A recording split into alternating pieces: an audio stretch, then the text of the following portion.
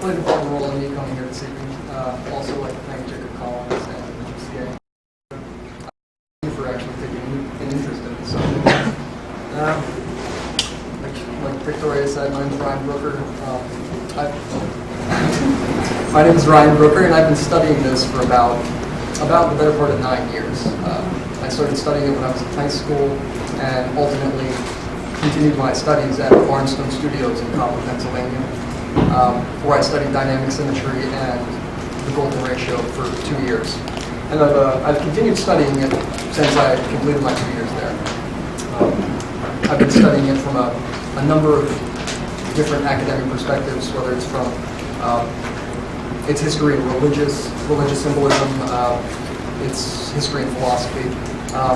Most recently, I've been studying psychology and how the brain interprets certain visual phenomena, and that's going to play a very important role in what I get to in this lecture tonight.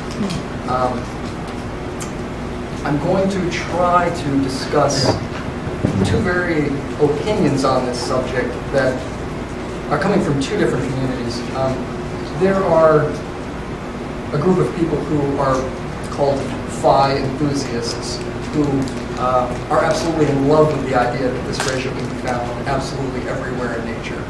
And there are many instances where it's attributed to things in nature where it doesn't actually exist. And then there are a group of people who tend to be more in the scientific fields. Most recently, it's been a number of physicists. Mario Livio wrote a book. I believe his name's Budin Atale, wrote a book, and Livio in particular, in addition to a number of other mathematicians, make the claim that few artists are actually using and applying this in their work. And they actually make specific reference to certain people who I'm going to prove to you tonight, through their own work, are actually using it. So they get these two different perspectives on this, and each of them has sort of a kind of an agenda or gets something wrong in the process. Artists and people who are in love with the golden ratio, these phi enthusiasts, tend to want to see it everywhere, even in places where it isn't. And the scientists want to diminish its importance. And I'm going to try and clarify these two issues and explain why each group is sort of wrong in their claims. So we'll get to the lecture. Here we are, the golden ratio. First, I'm going to briefly discuss what the golden ratio is. The golden ratio is a non-repeating irrational number, and it's usually approximated to be equal to 1.618. In some of the literature and some journals and stuff, you might see people rounding that to the hundredths place, to 1.62. You might come across that. It's not very frequently done. This is defined visually most frequently, and this goes all the way back to the Greeks and Euclid, who wrote the famous geometric text, The Elements. And he's defining the phi ratio visually as the division of a line. This line segment AC, is divided on the phi ratio at point B. So that this statement to the right actually holds true for this.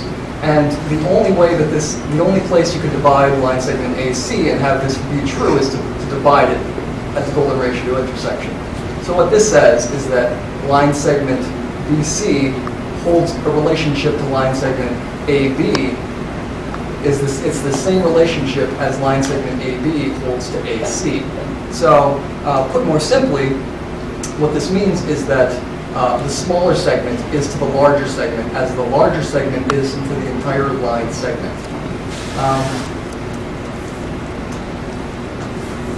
This is a definition for phi, but I'm going to stop and make a point early on that I think this also is quite a good definition for what I think composition is. A composition is something that relates all of the elements.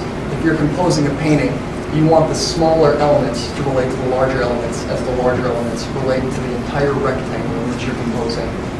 So I think that that's not only a good, a definition for what phi is, that's also a really good working definition for what the active composition is.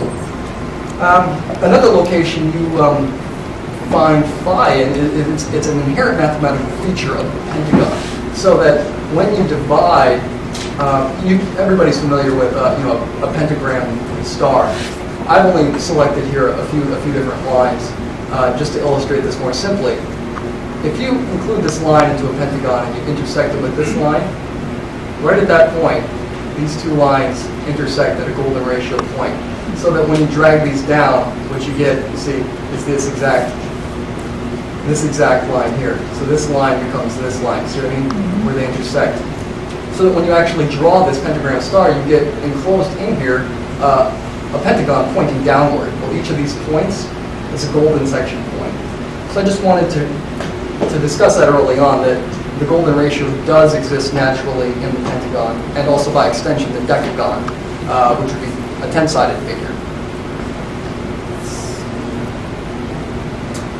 And here we're probably most familiar with all of these. The man in the 20th century who popularized this form of geometry, this understanding of the golden ratio, was a man named J. Handage. And he discusses the basic construction of what's known as the phi rectangle. You begin with a square. You divide the base of the square at a midpoint. That becomes the center of a circle. You want to construct a radius by placing the arc at the top corner of the square. When you swing that radius down, you now have extended this, and you have a 1 by 1.618 rectangle. The interesting thing about the golden rectangle, you can perform this operation in any rectangle whatsoever, but this is a particular, something unique to the phi rectangle itself. If you're taking a rectangle and you're going to be breaking it down in an armature, you take the diagonal of the whole rectangle, and then you want to intersect that diagonal line at 90 degrees. If you bring a diagonal line from the lower right corner and intersect it at 90 degrees here, where this diagonal line then comes up and intersects this top of the rectangle, if you were to drop the vertical from that, this is now a perfect square. So what this does, what the reciprocal does, is this is now a phi rectangle. So we've constructed this phi rectangle, so it's a horizontal phi rectangle, plus the reciprocating one.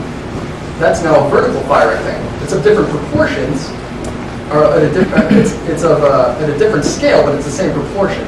Now, it's the only rectangle that exists where the reciprocal will actually cut off and will leave a square remaining. So that's unique to the phi rectangle itself. And this procedure can be done more elaborately. This is called the armature of the rectangle. I was discussing with someone earlier, I believe Juliet Aristides also illustrates this in her book, but it just consists of the diagonals of the whole rectangle plus the reciprocals from both locations, so that this then is a square from the right, and then this is a square from the left. And that's what's known as the armature of the phi rectangle.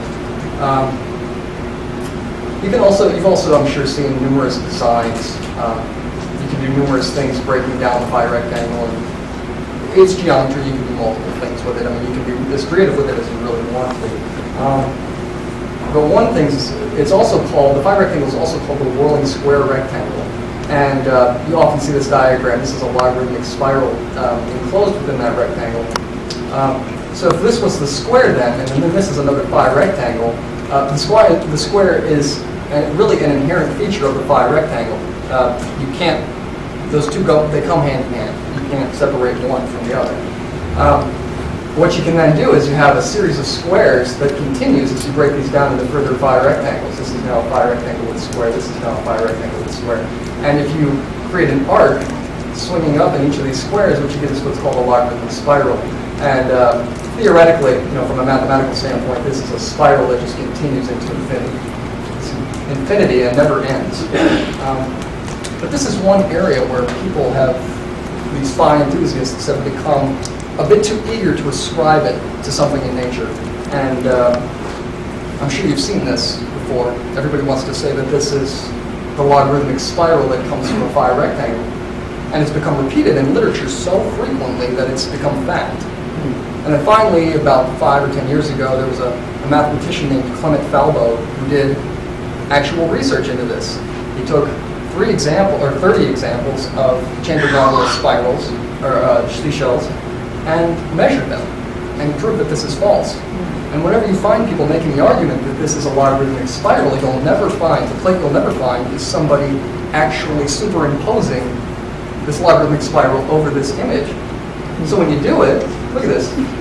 The spiral is not even close to matching this. Look at the difference. So there's a lot of misinformation that's coming around in this topic. And this is just one instance where mathematicians have come in and said, look, you guys are wrong. This is just a false statement. But the phi rectangle, or the phi ratio, does occur in areas in nature. Most commonly, you'll see illustrated sunflowers. You'll see pine cones. But there's nothing special about the phi ratio, as has been made up in the past. Other ratios exist in nature. If you look at snow crystals or snowflakes, this is a hexagon, and all snowflakes will take on, depending on the temperature in which they are formed, either an equilateral or a hexagonal shape. So this would be related to the square root of 3. So that's another ratio that occurs naturally. This will be the ratio of the work I'll be showing you at the end. I'm using the square root of 3. So we'll come back to discussing that hexagonal geometry later on. But there's also another myth that's been sort of stated over and over again from about 1870 onward. This myth that the phi rectangle is the most pleasing that exists. That is absolutely false. There's no truth to that whatsoever. You can trace it back to 2 German psychologists. I believe the first one was named Adolf Zeising, and he did a book studying the geometry of skeletal structures, stuff like that. And he really was influential to another German psychologist who came along named Gustav Fechner.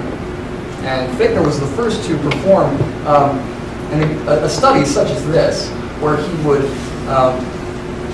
gather a sample of individuals participating to select from a series of rectangles which ones they found to be most pleasing.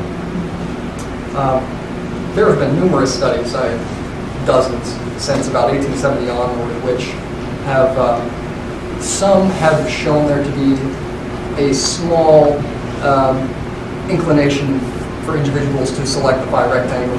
There have been many criticisms of each of these studies. Generally, the main criticism being that if you have a series of rectangles, people will select one within the middle. If they're, some will be ascending in order from shorter to taller. Somebody will select a rectangle in the middle. Somewhere in the middle just has a tendency to go select something that's sort of a balance between the 2 extremes. And some of these studies sort of draw a conclusion based on a range, a pretty wide range. Sometimes there's a preference for a rectangle from 1.5 to about a ratio of 2. And they'll say, well, the phi rectangle, lies within that range. Therefore, there's a tendency to select the phi ratio that's most pleasing. There have also been studies that, in addition to this, will analyze a rectangle with a particular linear division, and they'll divide certain rectangles at a phi division and see if people will select that division over others. Like I said, the vast majority of the studies that have been done on this actually disprove this. There's no preference for any particular rectangle. Each study that's done shows a preference at varying points. So it's really idiosyncratic to the individual, and the results from each study, one study to the next, are vastly different. And the ones that do show a positive inclination for a selection phi ratio, their structure has been criticized, to the point that if you wanted to give legitimacy to those that claim to prove a preference for the phi ratio, if you want to hold that opinion, really the most you can say is that the studies are inconclusive. there's no evidence for any preference. So that is one fact, and that really needs to be put forth. I mean, there have been several criticisms of this kind of understanding of aesthetic beauty anyway. One of the main ones, and I think one of the best criticisms, is that it reduces aesthetics to popular opinion. So that if you don't think the same way as the majority of other people, then your aesthetic sensibilities are flawed or something like that. But also because I think that this hinders our ability to understand the phi ratio properly. It places too much emphasis on the phi rectangle itself, or too much emphasis on the pleasingness of a particular division. And I think that hinders you from actually understanding what the benefit of using geometry underlying your composition is. And that is, there needs to be more focus or more emphasis on an actual grid, not on a particular placement or a particular point or location within a rectangle. It also sort of prevents people from realizing that the only rectangle that possesses the phi ratio as an inherent mathematical characteristic is not just the phi rectangle. This is a root 5 rectangle. It's equivalent to the square root of 5. So you have a rectangle that's 1 by 2.236. Now it's constructed very similarly to the phi rectangle. It's starting with the square and you're establishing the same radius and swinging down. But what you're doing is you're also swinging it to the other side. So that now this would be a phi rectangle. This is a phi rectangle, but it's also a phi rectangle over here. Now this is another phi rectangle. So you can view it as two phi rectangles that share a square area. Here's what you can see: the square root of 5, 1 plus 0.618 plus 0.618 equals 2.236, the square root of 5. I'm going to go back again. Look at this. Now keep that in your mind. This is a painting by Barnett Newman. It's the exact same thing. Here's the square. This is a phi rectangle. This is a phi rectangle.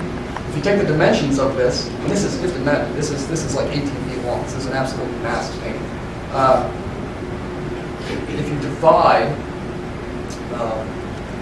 the longer dimensions by the shorter dimensions, you get exactly 2.236. This is mathematically exact. This is a root 5 rectangle. There it is. It's breaking down these phi rectangles to located zips.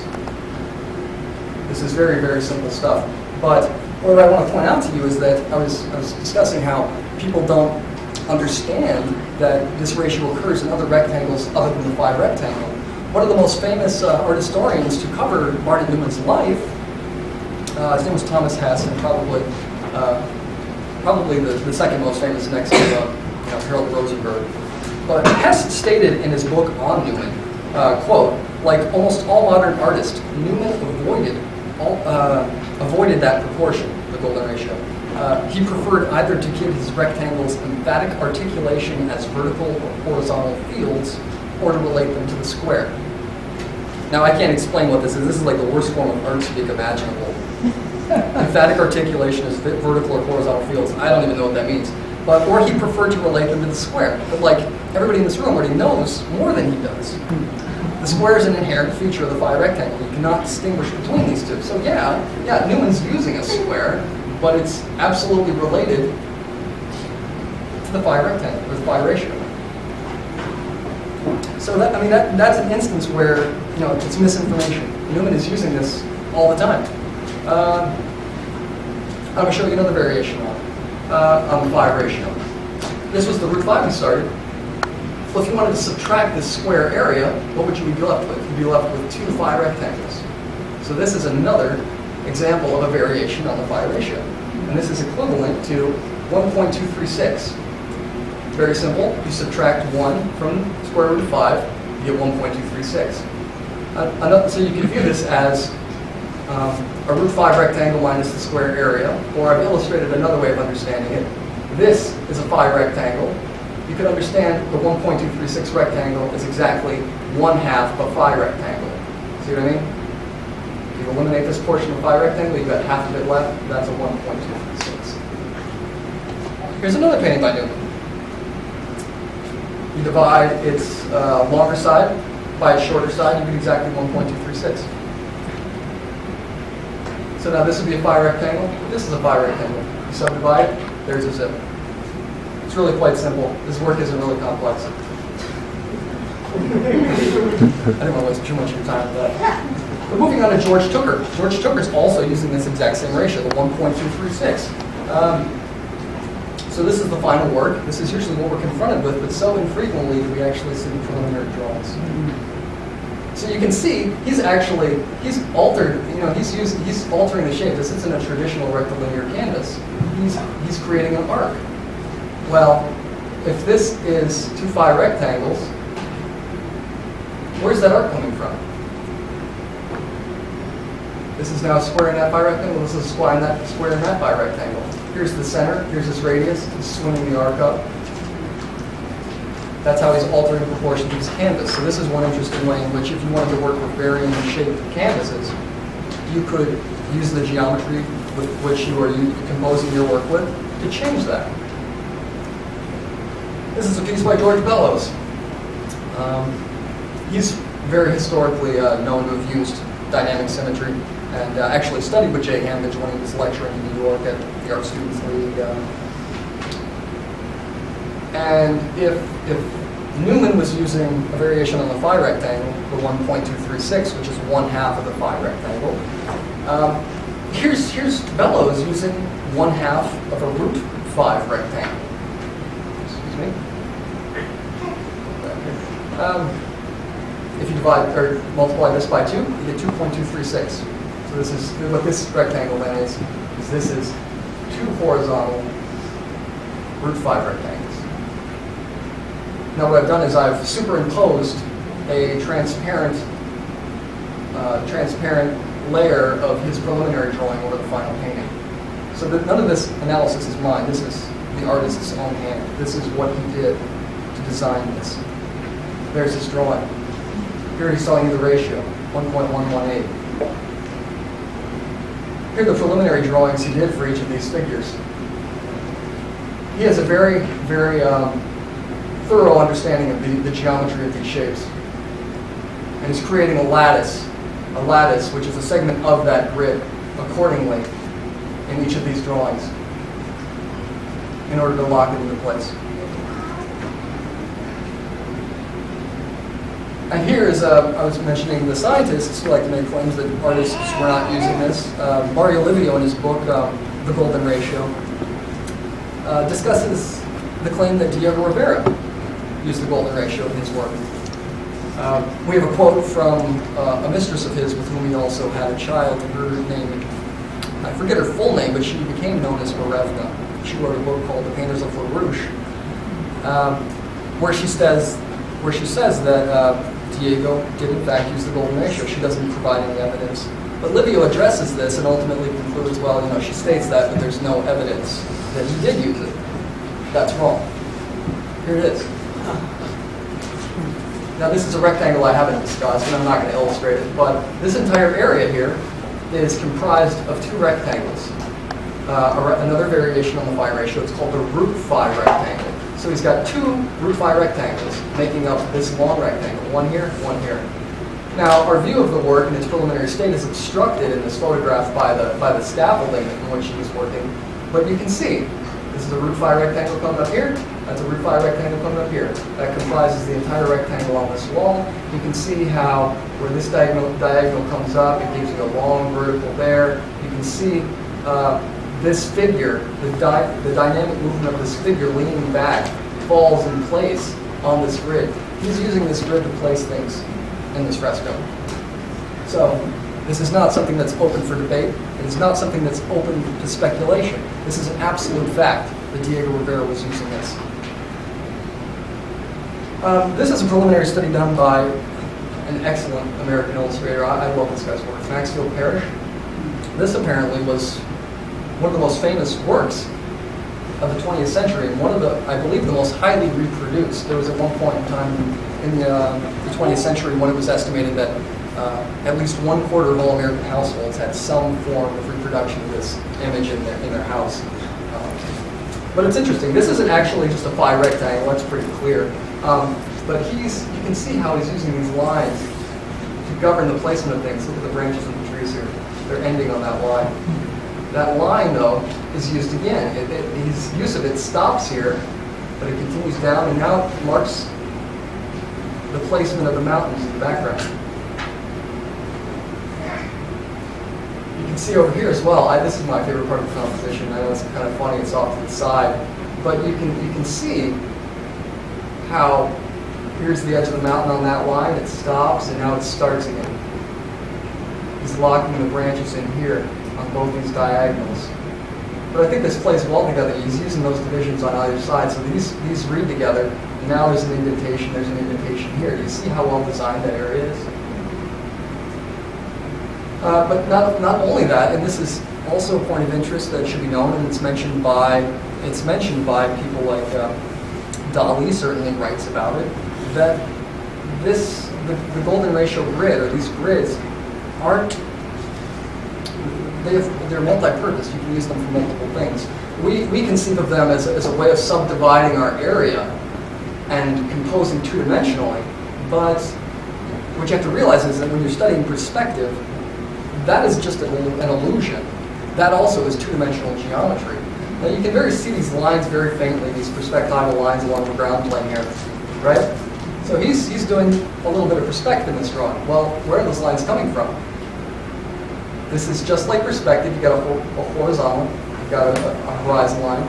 Here's a vanishing point, right there. If you were to trace these lines, they all intersect at that point. So he's using the grid to subdivide his canvas in a two-dimensional sense to compose his work, but he's also using a division from that two-dimensional grid to suggest the illusion of the third dimension. These two things work completely hand in hand. And here again, here's another painter who has been said not to have used the golden ratio. Mario Livio in his book he mentions it in the beginning, but he remains sort of inconclusive on it. I don't believe in the course of the book he lands in either direction, and Dali was using it or wasn't using it. But he mentions that he is a person who has been said to have used it. And he does that concerning his painting The Last Supper, which is actually a phi rectangle, but it's not exact. If you take the proportions of the rectangle of that canvas, you get something like a ratio of 1.613, something very close but not exact. And then you get Brulin Adelaide in his book Math and the Mona Lisa, who's discussing that, and he says he quotes Dali discussing the symbolism in The Last Supper in that painting, and Adelaide ultimately comes to the conclusion that Dali would have certainly made reference to the fact that it was a phi rectangle if he used it. So what Adelaide ultimately says is that the fact that Dali's painting is so close to a phi rectangle is ultimately the result of his heightened aesthetic sensibilities as an artist, that it was not intentional. That's completely, in my view, false. Now, I've never seen a grid for The Last Supper, but he did that painting in 1955. He wrote a book in 1947-48 called 50 Secrets of Magic Craftsmanship. Now, in this book, a good portion of it is discussing the golden ratio, talking about how he uses it, how every painter must use this in their work if they want it to be effective. So the argument that Dali was unaware that his rectangle was a phi rectangle just does not hold water to me. He was using this in his work, as you can see here. I think this is the best composition that I'll be showing here tonight. But once again, we're confronted with the final image. What's the preliminary work? Here we have, he's not using the phi rectangle or the type of geometry that Hambidge discusses, the dynamic symmetry, where he's using the diagonals and reciprocals of an entire rectangle. But what Dali has done is he's centered a circle, or I guess you could say centered a square within this rectangle, this whole rectangle.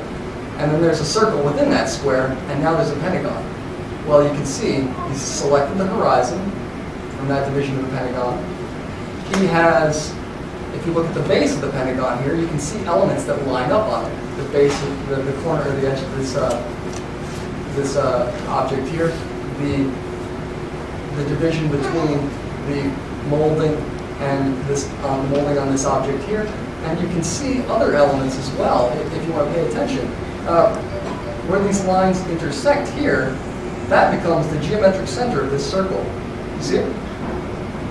But he's also using this line. The leg is on the thrust of this diagonal and continues up through the thrust of this wing. If you were to imagine this line here and this line here intersecting, that's a golden section point. Now at that point, he can repeat this diagonal. So you see at that point where the arm is coming from? It's repeating this thrust. And that's the actual preliminary drawing. Here he is scribbling, mathematical notation in the corner. But where he was getting this from was Dali, I think at a dinner party in France one evening, I can't remember what year that was in. He met the author and philosopher Mittila, who had written a book called The Geometry of Art and Life. He ended up giving Dali a copy of this. So this is just scanned from my copy of that book. But you can see, this is a scanned sheet of Dali's, where he's actually doing preliminary sketches for the painting, right here. And if you look at this one, you can see that that's exactly what he was planning to do. Definitely using this line for that thrust there and establishing the horizon line. But there's also one thing, I just realized this recently actually, and this is sort of a way I've been, that I've come up with, or thought I came up with, he obviously thought of it before I did, of constructing different rectangles. Because the pentagon has the phi ratio as an inherent feature, any rectangle that is constructed from a pentagon will ultimately be another phi ratio rectangle, a phi ratio related rectangle. So that you can see here, he's established this is the center of the circle, and this is his radius, and he's swinging it up, and he's creating a new rectangle. Or he's taking this diagonal here and extending it downward. And where this diagonal would intersect the vertical side, that now becomes a new rectangle. Infinite number of ways in which you can create different related to the phi ratio. There is no rectangle. And here he is discussing, he's an eccentric fellow in his book. I suggest you all read it. It's really good, but it's very, very cryptic, and he's a really odd guy. But he talks about this, what he calls Aristotle's lantern, and it's what it is. It's a glass through which you view this. This is actually the skull of a sea urchin that's found in the Mediterranean, and I guess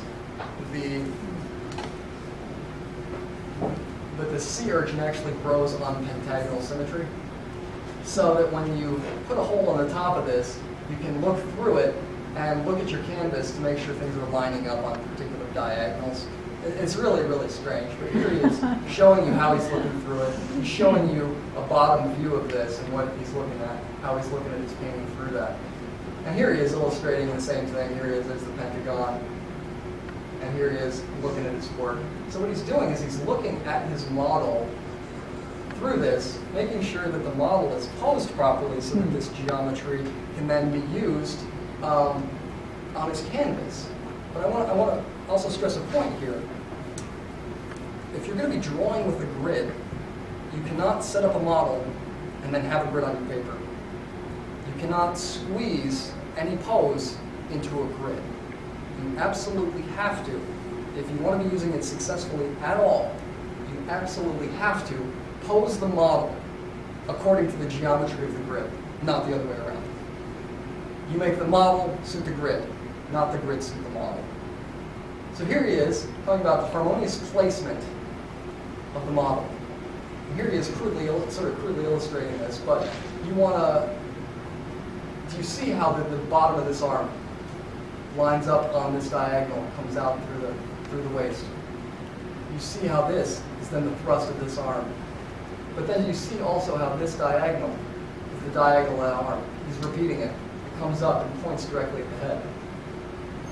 That this leg is kicking back on this thrust. What he's saying is that these are diagonals from a grid. and that he's then going to use that grid to draw from the model. And ultimately, here we are. We're coming to the segment of the presentation where we discuss my work. Now, I think, firmly established that there is nothing special about the golden ratio. And so I've just done away with it from the lecture. I want you to recognize that. This is now a lecture about the use of a grid and how that is effective. There is no empirical evidence to suggest that a particular ratio is more significant, more aesthetically pleasing than any other. But if we want to discuss this from a physiological standpoint, from a psychological standpoint, this becomes very important, the grid itself. This is a drawing and a composition I'm working on now. It's incomplete, but I'm going to be walking you through how I've gone about designing it, what I've considered and thought about as I've designed it. And hopefully, this will be beneficial to you and you walk away with something that you can employ in your own work. Okay, so this is my composition. This is the grid I've been using. This is going back to what I mentioned earlier about the snowflake. This is hexagonal symmetry. And this is ultimately a grid comprised of rectangles of a root 3 ratio. So if this is a root 3 rectangle, it's a 4 by 3. It's 3/4 of a root 3 rectangle. So if we want to discuss how a grid can be used effectively, we have to understand human physiology. How is our mind hardwired to understand visual phenomena? And one field I've been studying recently, especially since Christmas and reading books on, is in the field of psychology known as Gestalt psychology. And that is the field of psychology that predominantly was between about 1905 to about 1950, and it became such a large portion of psychology that it was eventually just became a large, sort of subsumed into the rest of psychology as a whole. What was that? What field? Gestalt psychology. It's a German word, means form. And one of the main laws of Gestalt psychology is there's several, and there's about 115 rules that I believe that have been pointed out. But the one I want to cover tonight, and I think that is most important to understanding how a grid can be utilized, is the law of closure. And studies have been done trying to understand how the mind understands shapes. Well, this, if we were to describe it as it is a diagram of little dots that would have been placed around two circles. You see what I mean? But when we look at this, we understand these shapes. Now, I want everybody to understand the implications of this. The implications of this are absolutely huge. What that means is that you can convey the sense of solid, linear shapes with intermittently spaced elements. Our mind understands this. And when there have been psychological studies done of this, where participants are shown a series of shapes like this, and then asked to reproduce them, very frequently people will not remember that it's comprised of little dots. They'll draw this figure, which means that our natural inclination to see this is so strong that we can't even remember that this is what we saw. And then I've created just other examples down here. And that's not even, it's even fewer marks. Why do we understand this as a hexagon? Why can we focus on these 3 points and see that as an equilateral triangle? Why do we see this as a square? Why does that occur? Our physiology, there's called another point of Gestalt psychology is called the law of pregnance. The law of pregnance states that our mind will seek to see the most simplistic shape whenever possible. That's just an evolutionary trait that we've developed. But you can also see this. This is, I forget what this is called. It's called Knizz's triangle. It's done, I think it was an illusion invented by an Italian psychologist, I believe, obviously Knizza. Why do we see this as a triangle? These are sort of Pac-Man type shapes right here.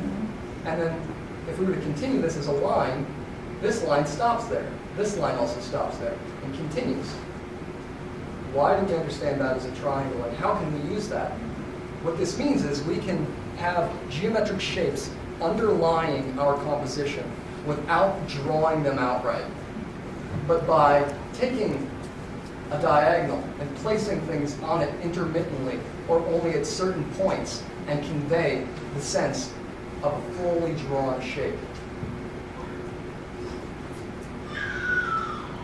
So here again is my composition, and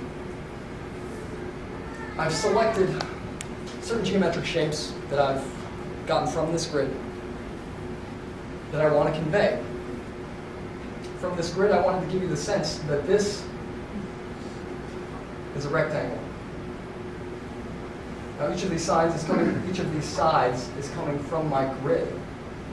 But we know from the law of closure that intermittent lines will convey the same shape. I have done just that. I've placed things intermittently on these lines, the arm, the hand, and the end of that point is the snowflake that I've put in the center. This guy's extended arm outreaching for the snowflake. The backside of the arm here, which comes down through the abdomen there, stops, becomes the back of the head and the shoulder and the hips of this figure down here. This side marks this point on the lantern that this figure is holding, and also the exposed root of this tree. Now do you see how that conveys the sense of that? I also wanted to convey this shape, but once again, like the law of closure states, we can convey the sense of that shape without outright drawing it, without drawing it fully. I've done just that again. Here's the arm, the hand, the snowflake at the point. This arm, he's reaching up with it again, which comes through and points at the hand. I'm placing other elements on these lines as well, points of interest. Comes through the abdomen and the leg of this figure. This then, like Dali, is my horizon line. So I'm conveying the sense of this shape that way. I haven't finished this design, so I very crudely clone stamped out the grid on this. But now that you know where these elements have been derived from, can you now pay attention? Can you now knowledgeably look at this and see these elements underlying the work? You see that main rectangle, and I'm also repeating it in other places. If you look at the grid, here's the toe of this figure. The toe on the other foot comes up where the knee is. You see the back side of the foot, his hip, and it comes through, and I'm ultimately going to use that line again here.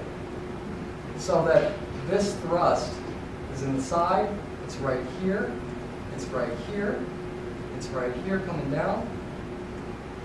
And if you look at it to a lesser degree, you can see this triangle here. So you can convey the sense of solidly drawn geometric shapes by placing things intermittently along a line.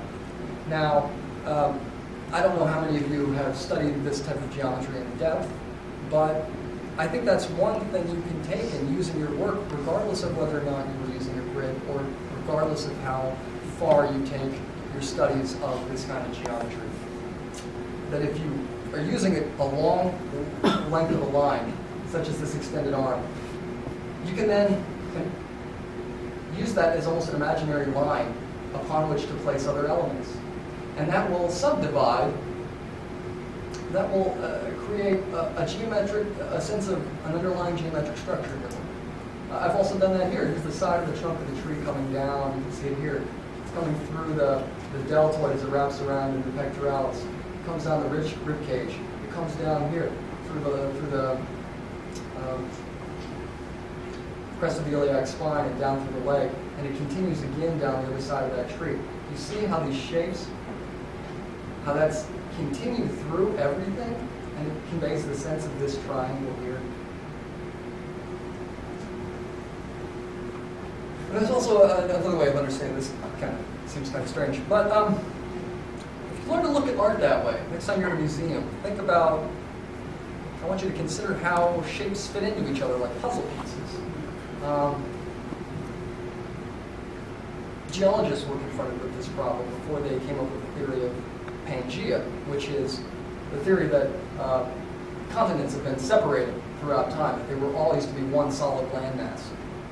But our inclination to look at positive shapes, I think, sort of postponed that discovery. But if geologists are looking at the west coast of Africa and finding the exact same soil samples or geological evidence that can be found on the east coast of the United States, what does that imply? It implies that those two land masses were once connected.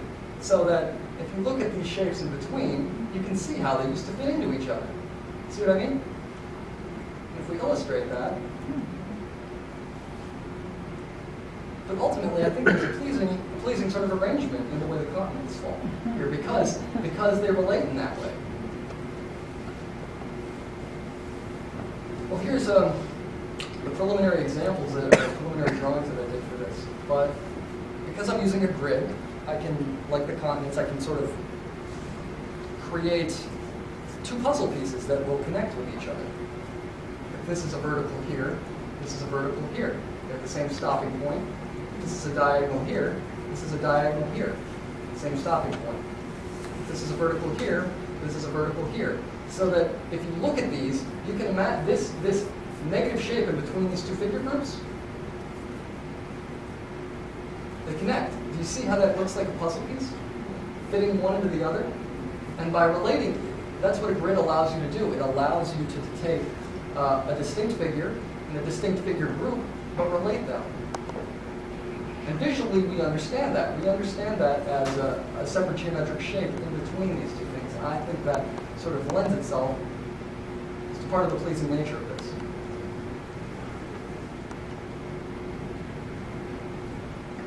And this is sort of my conclusion slide.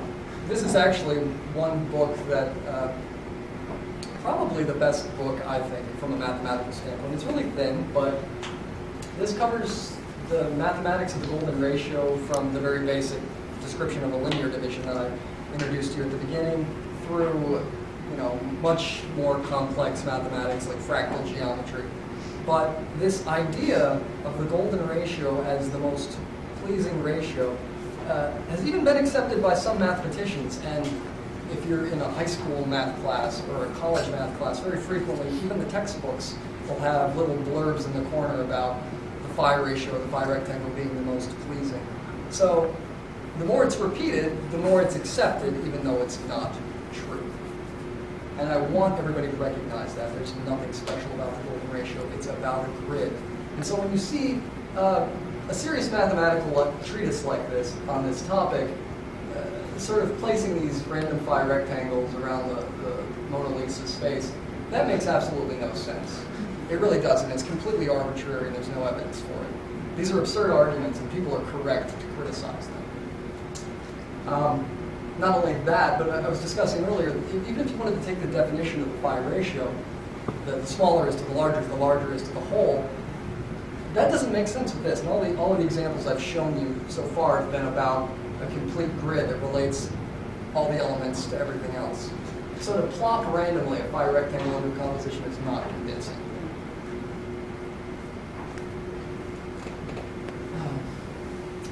So I wanted to dismiss and get rid of that notion. I wanted to get rid of that idea, hopefully redirect the conversation, particularly amongst artists, to how we can utilize a grid system, not a particular ratio. I suppose I can field some questions if anybody's interested.